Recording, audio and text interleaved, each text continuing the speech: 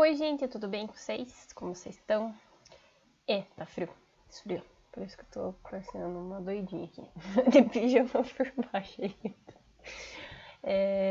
Vamos dar sequência às nossas ligações químicas. A aula 9 é uma continuação da aula 8. A gente vai falar sobre ligação covalente e covalente coordenada. Vou explicar o que é a ligação covalente coordenada, tá?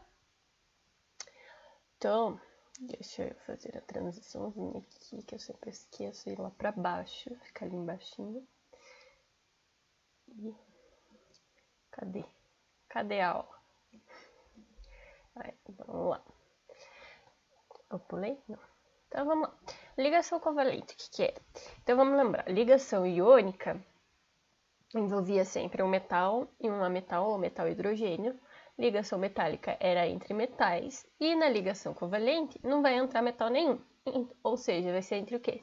Entre ametais ou ametais hidrogênio, ou entre hidrogênio e hidrogênio, porque na classificação a gente sempre separa o hidrogênio, mas o hidrogênio é um ametal em si, né? Ele não é classificado como metal, então ele é um ametal, tá?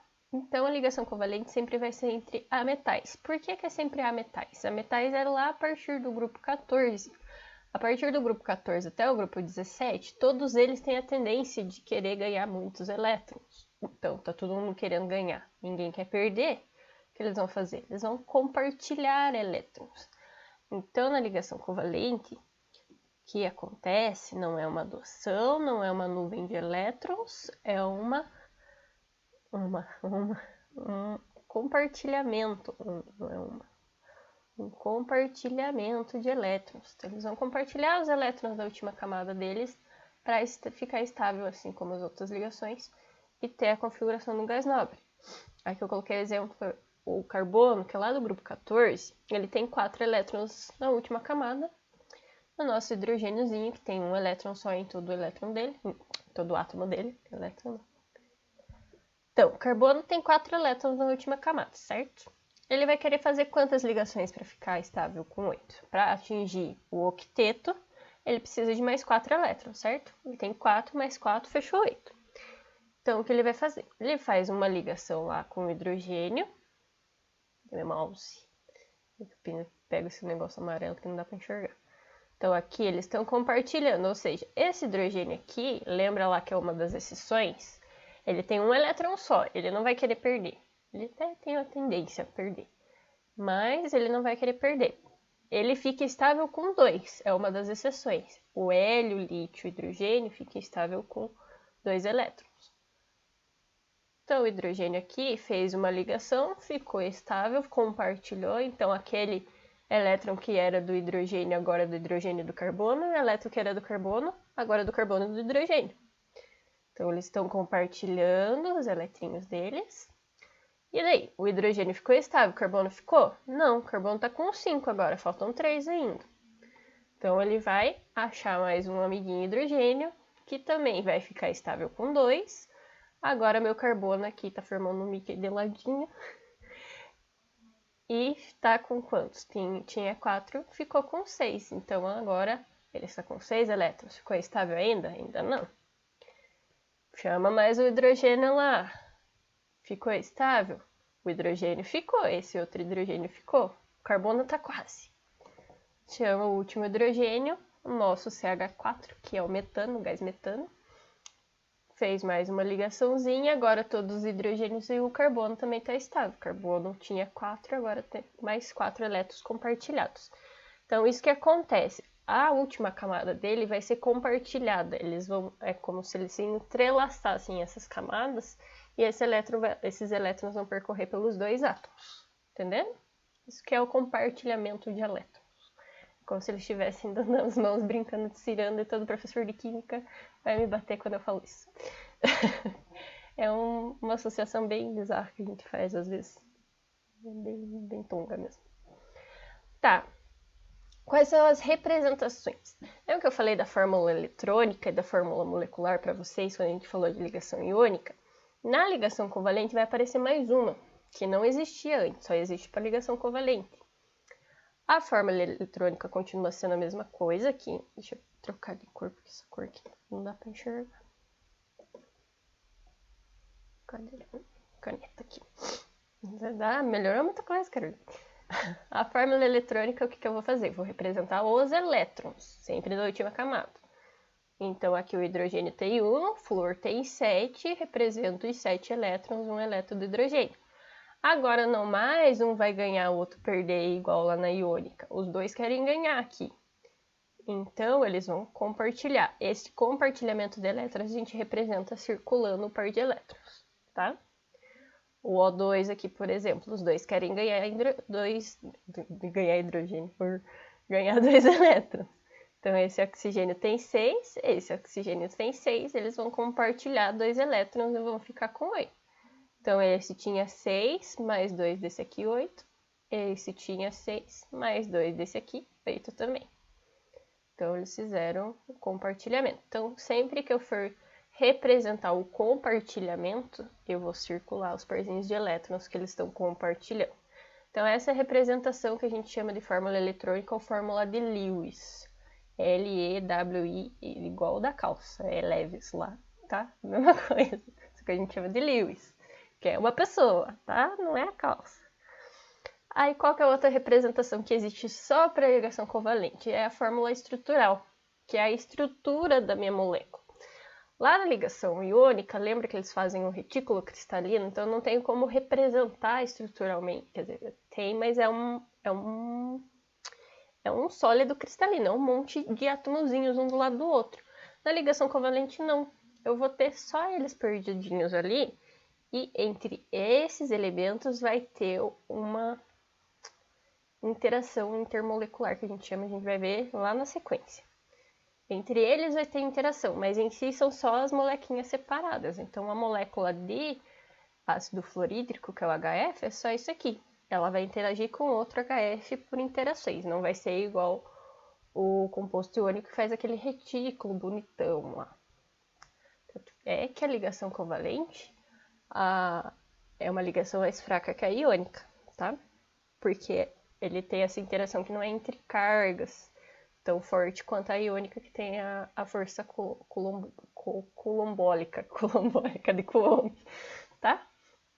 Fórmula estrutural, eu não vou representar nenhum eletrãozinho, eu vou representar somente a ligação que eles fizeram, só o par de elétrons que está sendo compartilhado entre eles. Aqui, esse círculozinho que eu fiz, eu represento só com um tracinho. Representei a ligação.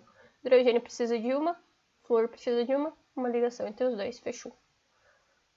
O oxigênio precisa de duas, esse também precisa de duas, ele vai fazer uma ligação dupla entre eles. Então, 2 pauzinhos ali, sucesso. Hidrogênio precisa de uma, carbono precisa de 4, nitrogênio precisa de 3, que nitrogênio é lá do grupo 5. Então, o nitrogênio vai fazer. Que daí, como é que eu monto, prof? Como é que eu vou saber como é que eu monto? Quem que vai no meio, quem que vai onde, quem vai nas pontas? Quem precisa fazer mais ligação, normalmente vai no meio. Quem precisa mais? Carbono precisa de 4, nitrogênio precisa de 3, hidrogênio precisa de 1. Então, quem vai ir no meio vai ser nosso carbono. Carbono vai lá no meio. Nitrogênio é o segundo que precisa fazer 3, então já meto 3 ligações, uma ligação tripla, lá, igual da orgânica. Faz uma ligação tripla com o nitrogênio e uma ligação simples com o hidrogênio. Fechou, todo mundo estável. Aí vai ter a fórmula molecular, que é a simplificação dessas ligações. Só vou dizer quem está fazendo ligação com quem. Então, aqui é o hidrogênio e o flúor. Aqui são 2 oxigênios, 2 oxigênios. A gente sempre põe o índice embaixo, tá? Quando aparecer um número na frente, é o coeficiente de estequiometria, que é para fazer balanceamento de reação, que a gente vai ver bem depois, tá? Aqui vai um hidrogênio, um carbono e um nitrogênio. Como é que eu sei qual que é a ordem? Quando tem hidrogênio, normalmente é o hidrogênio que vai aparecer na frente. Quando não tem hidrogênio, quem vai aparecer na frente normalmente é o que a gente chama de elemento central, que é o elemento que faz mais ligações, é normalmente quem vai na frente. Igual aqui no nosso CH4, o carbono é o elemento central. Então, a representação da fórmula molecular dele é CH4, sempre quem é o central na frente, tá? Nesse caso, o hidrogênio não vem na frente, tá? Então tem algumas coisinhas, porque ele é um composto orgânico também. Lá na orgânica, normalmente a gente apresenta o carbono na frente, né? Então tem todos uns detalhezinhos assim, mas vocês vão pegando com o tempo, tá? E quais são as formas de ligações? Os compostos do grupo 17 e o hidrogênio, eles querem fazer uma ligação só. Então, eles só vão fazer uma ligação. É uma única possibilidade.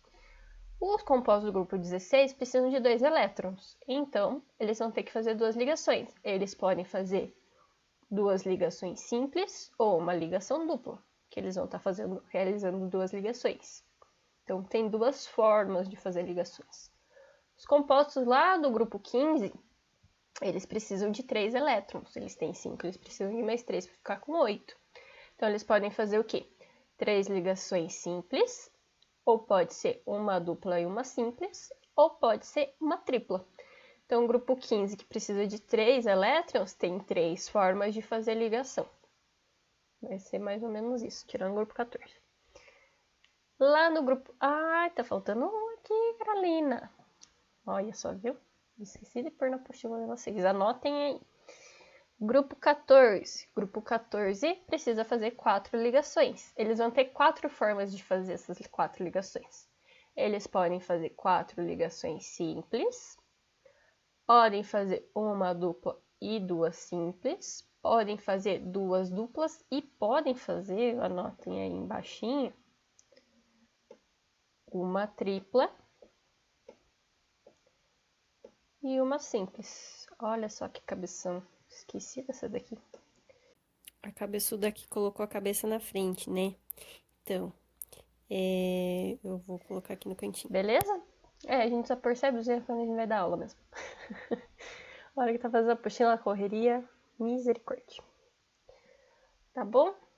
Então, é sempre essa ordem. Quem precisa fazer uma ligação vai ter uma forma de fazer essa ligação. Quem precisa fazer 2 vai ter 2. Quem precisa fazer 3 vai ter 3. Quem precisa fazer 4 vai ter 4. Vai ter mais? Não tem mais, tá? O máximo é 4 ligações que o elemento vai fazer, senão vai virar ligação iônica ou ligação metálica. Fechou? Quais que as propriedades dos compostos covalentes? Eles podem ser sólidos, podem ser líquidos, podem ser gasosos. Vai depender de como é a estrutura dessa minha molécula, desse meu composto. Quando puros e quando fundidos e quando em água, não vão conduzir corrente nenhuma, tá? Então, quando fundidos em água, não. Perdão. Quando puros, seja sólido, líquido ou gás, eles nunca vão conduzir corrente. Em água é uma situação diferente, tá? Mas eles puros, eles não conduzem corrente em nenhum estado físico. Fechou? Aí, por que depende para ele ser sólido, líquido e gasoso? O composto, a gente separa os compostos covalentes em chamadas de compostos covalentes e compostos moleculares. Os dois fazem ligações covalentes, tá? Tanto covalente quanto molecular. A gente separa os dois assim. Composto covalente vai ser aquela molécula, aquele composto, no caso, que tem a organização dos átomos dele muito bem estruturada, muito bonitinha. E é bem complexa e bem grande. Então, se ela é bem complexa e bem grande, é muito difícil eu quebrar aquelas ligações, ou seja, a temperatura de fusão e ebulição lá em cima. Como é difícil de quebrar, normalmente eles vão ser sólidos. Um exemplo é o carbono diamante, que a gente fala, ou o carbono grafite também. As estruturas deles é só carbono que tem ali, fazendo ligação com outro carbono. É uma estrutura super complexa. Então, eles estão fazendo ligação entre eles, e como essas estruturas são complexas, a temperatura de ebulição, de fusão são super altas, a estrutura, no caso aqui do diamante, é mais forte que a do grafite, tanto é que o nível máximo de dureza a gente tem como o diamante, que é o elemento mais duro. O grafite já é mais molinho por conta dessa estrutura aqui, que é em lâminas, tá? Por isso que a gente escreve e ele vai como se fosse dissolvendo, esfarelando, porque ele é em lâminas assim. Já o diamante é a estrutura mais complexa, mas em si os dois são sólidos e a temperatura de ebulição e fusão é alta. Quando a gente fala de composto molecular, eles vão fazer ligação covalente também, porém são as estruturas bem simplesinhas, aquelas molequinhas pequenininhas, por exemplo, a água.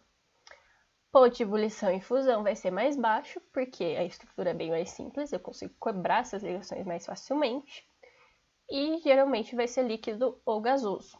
Então, por exemplo, a água. A água é H2O. Pronto, acabou. Não tem todo aquele negócio em volta dele, tá? Lógico que quando a gente pega um copo de água são várias molequinhas interagindo uma com a outra, tá? Mas o composto água em si é só o H2O. Então é um composto molecular, tá? Que eu consigo representar com uma molécula. Fechou? O diamante, assim, é uma estrutura muito grande, ela não tem fim, tá? É carbono, mas ela não tem fim. Então, separei isso. As propriedades das ligações covalentes sempre vai depender de como é a estrutura da ligação covalente que o elemento está fazendo. Aqui o carbono, ele está fazendo ligação covalente entre outros carbonos, ele vai formar uma estrutura super complexa. Então, temperatura de ebulição alta, normalmente vão ser sólidos, porque é mais difícil de quebrar. Quem tem a estrutura mais simplesinha, vai ter ponto de fusão e ebulição baixo e vai ser líquido ou gasoso. Por exemplo, o O2, que faz duas ligações, bem simplesinho, e é um gás, tá bom? O próximo é a nossa ligação covalente coordenada, ou chamada muito antigamente ligação dativa. O nome melhor que faz mais sentido é ligação dativa, porém ela é abominada hoje em dia. O nome, esse nome tem muita gente que usa, mas esse nome dativa foi abominado, tá? A gente vai falar aqui sempre usando aspas, porque em si não é bem isso, tá? Mas a nível de ensino médio serve. Vocês vão ver aí que eu escrevi uma notinha no final, falando que a química do ensino superior, ele abomina essa nomenclatura, porque a gente não precisa saber. Tipo, a gente sabe que o tipo de ligação que ele está fazendo, eu não preciso dizer que ele está doando, que ele é um doador, que na verdade não é bem isso, tá bom? Mas a gente vai usar como se fosse. Então, vamos lá. A nível de ensino médio, o que é uma ligação covalente coordenada? O que vai acontecer? Quando os átomos lisos fazem a ligação, lá vai ter alguns elementos que vão atingir o octeto deles e vão ter par de elétrons sobrando que não fez ligação. O que acontece? Depois que ele já atingiu essa estabilidade do octeto, ele pode doar esses par de elétrons. Não que ele esteja perdendo esses par de elétrons, tá? É como se ele estivesse compartilhando, doando para quem não tem, doando para os mais pobrezinhos. Mas aqueles elétrons continuam sendo deles. Um exemplo que eu coloquei aqui é o ácido sulfúrico, H2SO4. O ácido sulfúrico, o que acontece? Por ser ácido, meus hidrogênios têm que estar ligados sempre no oxigênio, tá? Quando é um oxiácido, depois eu vou falar melhor da estrutura dos ácidos quando a gente trabalha ácido. Por ele ser um oxiácido, ou seja, tem oxigênio, esses hidrogênios vão estar ligados diretamente no oxigênio. Então, é as pontinhas aqui, as duas extremidades que eu escrevi ali. Então, eu tenho o hidrogênio aqui na sua esquerda, fazendo ligação, e o hidrogênio aqui à sua direita, fazendo ligação com o oxigênio. Então, o hidrogênio já atingiu o octeto dele, que é de 2, tá? Já ficou estável. Esses oxigênios que fizeram a ligação com o hidrogênio ainda precisam fazer mais uma ligação, certo? Eles estão com 7 elétrons agora. Então, o meu oxigênio lá da esquerda fez uma ligação com enxofre. E meu oxigênio lá da direita também fez uma ligação com enxofre. Então, eu tenho agora o hidrogênio, os oxigênios das extremidades com o octeto completo. E o meu elemento central ali, que é o enxofre, o que ele tem? Ele tem 6 elétrons na última camada também. Ele fez 2 ligações, está estável. Ficou estável, pronto. Esse composto existe? Existe.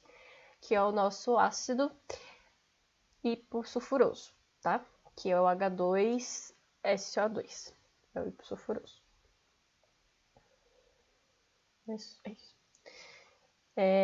Porém, contudo, entretanto, existe o H2SO4, que é o mais comum do que o hipossulfuroso, que é o ácido sulfúrico.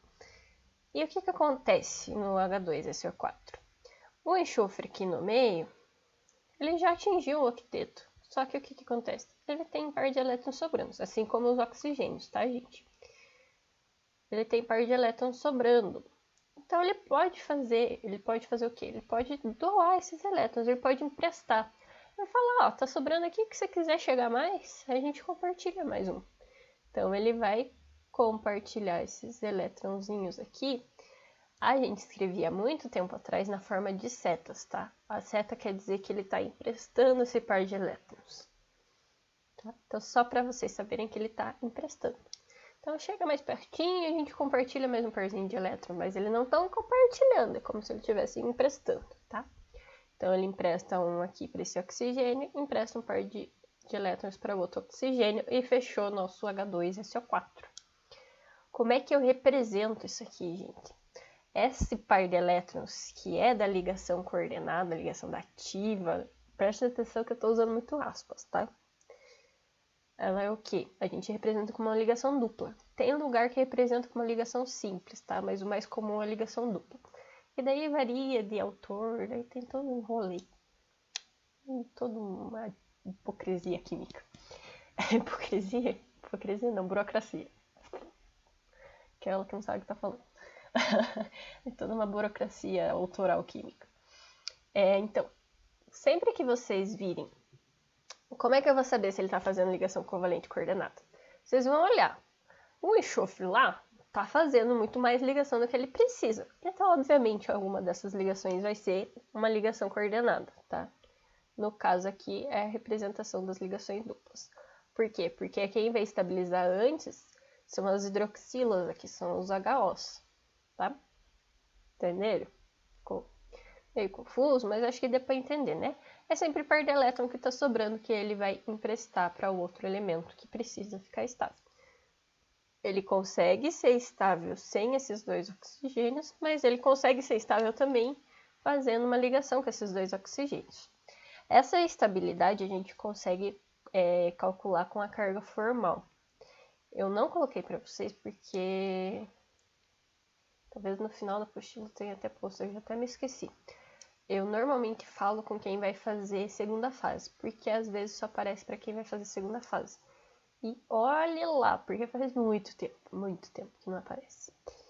E a carga formal que é um cálculozinho para saber quem que vai ficar estável, qual que é a estabilidade desse átomo fazer tal número de ligações, tá?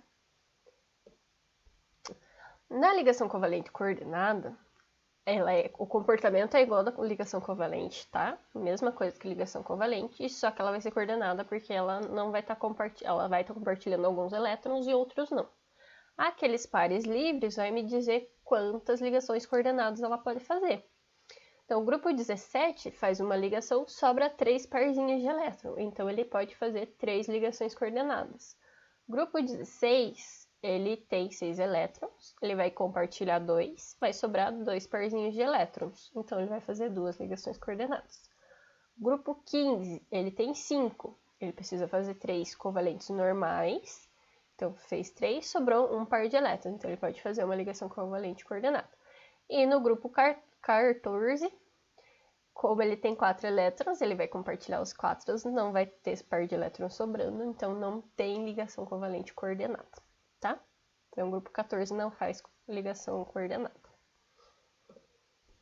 Algumas exceções à regra do octeto. O que a gente tem? Lembra que eu falei do berílio? Então, a gente tem o hidrogênio, o hélio, né? O hidrogênio fica estável com 2, o hélio já é estável com 2, ele é um gás nobre. O lítio tem 3 elétrons, ele perde um da última camada e fica estável com 2, tá bom?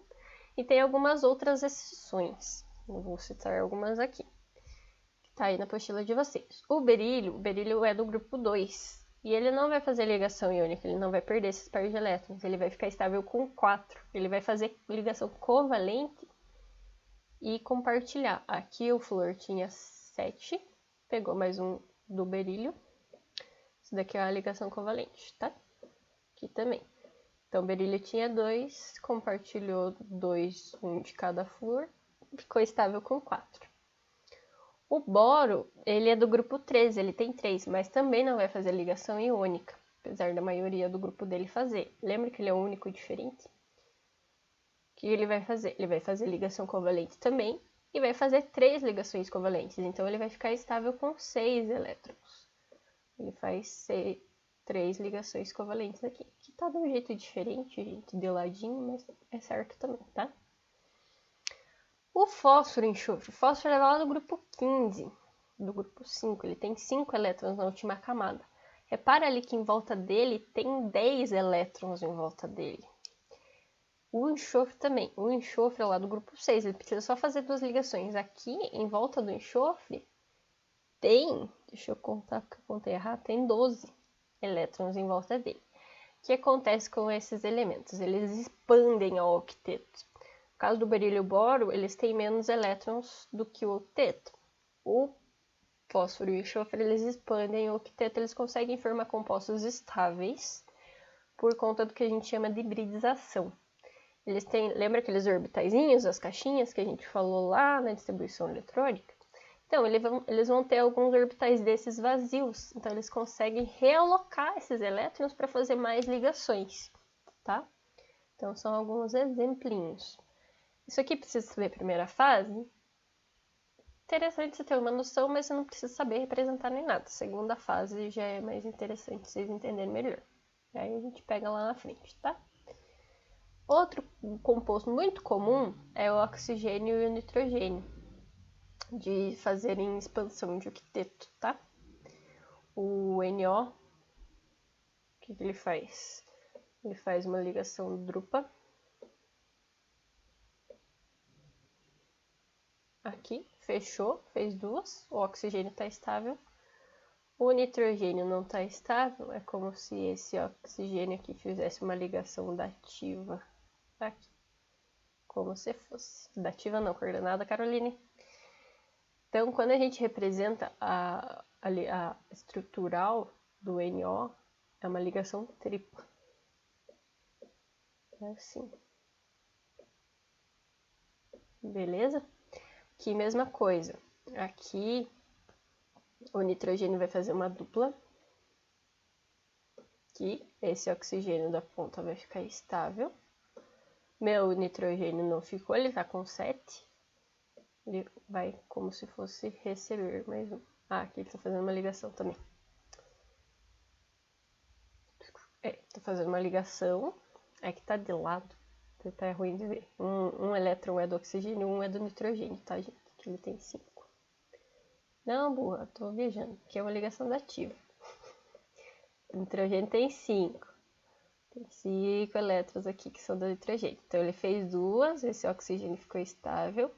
Esse par de elétrons aqui ele vai fazer como se fosse uma ligação coordenada, como se estivesse doando para o outro oxigênio. Então a gente representa com 2 duplas. Tá? Fica como se fosse um carbono aqui no meio. E eu vou explicar.